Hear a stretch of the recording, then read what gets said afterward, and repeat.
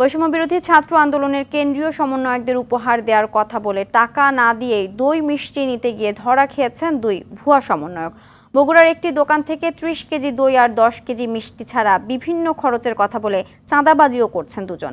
এই ঘটনার পর বগুড়ার শিক্ষার্থীরা ওই দুজনকে আটক করে দই মিষ্টি টাকা পরিশোধ করিয়েছেন। সমন্বয়ক পরিচয়ে অনেকেই ফায়দা নেওয়ার চেষ্টা করছে জানিয়ে সতর্ক থাকার পরামর্শ দিয়েছেন কেন্দ্রীয় সমন্বয়ক হাসিব আল ইসলাম। ইমরুল কায়েসের রিপোর্টে বিস্তারিত।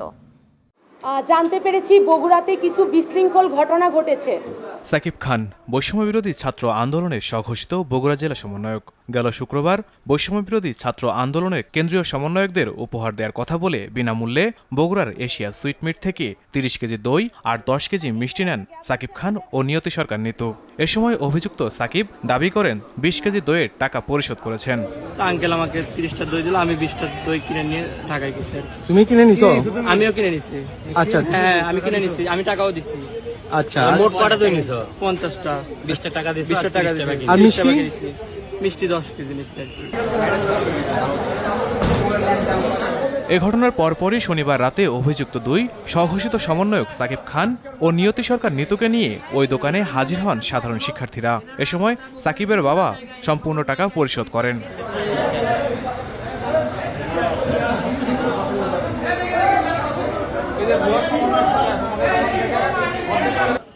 এ ঘটনার পরপরই জেলা সমন্বয়ক ও সাধারণ শিক্ষার্থীরা বিভিন্ন সময়ে সাকিব খান ও নিয়তি সরকারের নিতুর বিভিন্ন অপকর্ম তুলে ধরে অভিযোগ করেন দুজনের রাজনৈতিক দলের সাথে সম্পৃক্ততার।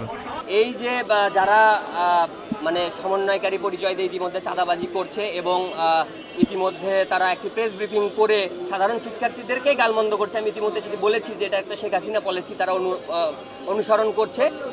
এদের পিছনে আমার কাছে যেটি মনে হয় যে অবশ্যই কোনো রাজনৈতিক ইন্ধন রয়েছে এবং আমি যেটি প্রথমেই বলেছি আমার বক্তব্যের যে এই গণতান্ত্রিক বাম মোর্চা যাদের আসলে বাংলাদেশের বুকে রাজনৈতিক কোনো ভিত্তি নেই, একটি সাইনবোর্ড সর্বস্ব রাজনৈতিক দল, তারা এই জনগণের উপরে বা এই ছাত্রদের ঘাড়ের উপরে বসে নিজেদের একটি কার্যসিদ্ধি করার জন্য তারা এই ধরনের একটি কাজ করছে এবং একটি মহল আপনারা জানেন যে বাংলাদেশের পরিস্থিতিকে অস্থিতিশীল করে এখানে ভারতের অনুপ্রবেশ ঘটানো বা ভারতীয় সৈন্যকে ইন্টারভেন করা এরকম একটি পরিবেশ সৃষ্টি করারও চেষ্টা করছে।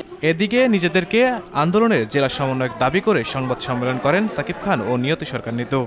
আমরা আবারও শিওর করছি, দৃঢ়তার সাথে বলছি, সমন্বয়ক টিম, বগুড়া জেলার কমিটি কোনোভাবেই এই সকল নৈরাজ্যমূলক ঘটনার সঙ্গে সম্পৃক্ত নয়। এরপরও যদি কোনো এই ধরনের বিশৃঙ্খল ঘটনা যদি আপনাদের সামনে আসে তাহলে তাদেরকে চিহ্নিত করুন, শনাক্ত করুন এবং সেনাবাহিনীর পেট্রোল বাহিনীর হাতে তুলে দেন। বৈষম্য বিরোধী ছাত্র আন্দোলনের পর থেকে বগুড়ার স্কুল কলেজে নানাভাবে বিভক্ত হয়ে পড়েছে শিক্ষার্থীরা।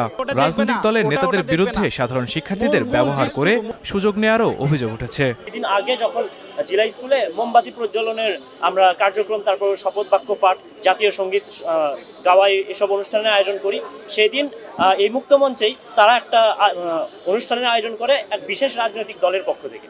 তো পরবর্তীতে যখন তারা এখানে মুক্তমঞ্চ লেখা দেখে সাধারণ শিক্ষার্থীরা ভেবে নেয় যে এখানে সাধারণ শিক্ষার্থীরা জমায়েত হচ্ছিল, কিন্তু পরবর্তীতে কিছুক্ষণ পরে তারা মাইকে ঘোষণা করে যে তারা আগামী 3 মাস পর বা কয়েক মাস পর নির্বাচন হবে, এই নির্বাচনে যে শিক্ষার্থীরা কাজ করতে চায় তারা যেন আমাদেরকে নাম্বার দিয়ে যায়।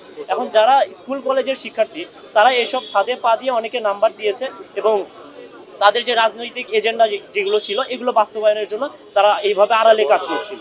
এভাবে আমাদের বগুড়ার যে সাধারণ শিক্ষার্থীরা যারা ছিল এরা নানাভাবে ব্যবহৃত হচ্ছে।